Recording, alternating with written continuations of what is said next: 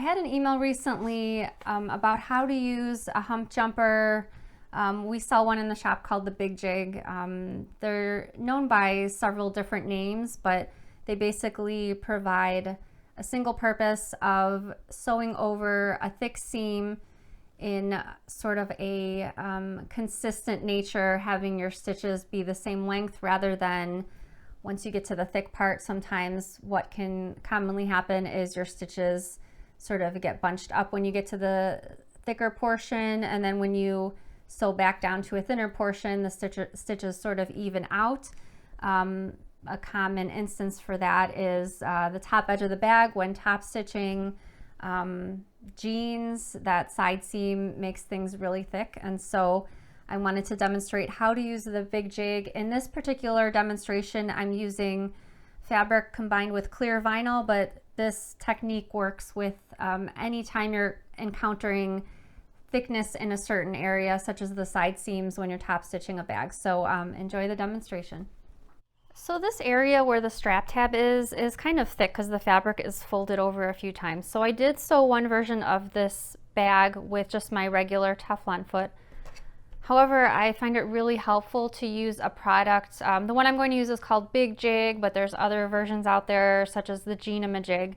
This is basically usually made from acrylic or plastic, and it's available in different heights, and it helps sew over areas where there will be a thick seam, such as like the side seam of jeans, in this case where the strap tab is. So again, you can just directly sew it straight across, but I'm going to demonstrate this tool in this particular section of the video.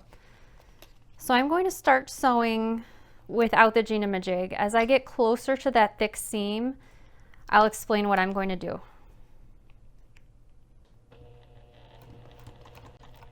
Okay, so I'm getting closer to that thick area, so I'm going to stop with the needle down, lift the presser foot up. I'm going to slide the acrylic off the back, and if you'll notice, there's a dashed line. That's for placement of your presser foot, so you can get an equal amount of the presser foot on either side where the opening is of the acrylic template.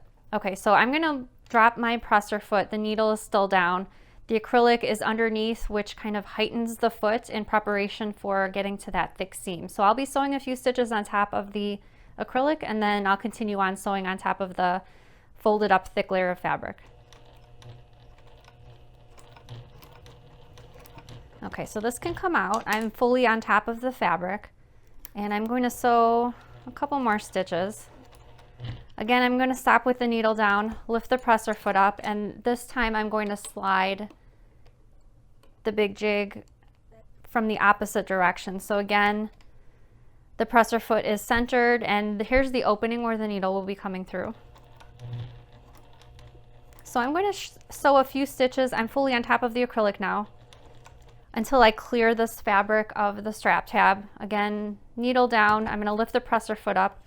I'm going to move the acrylic, and I should just be on top of the clear vinyl layers now.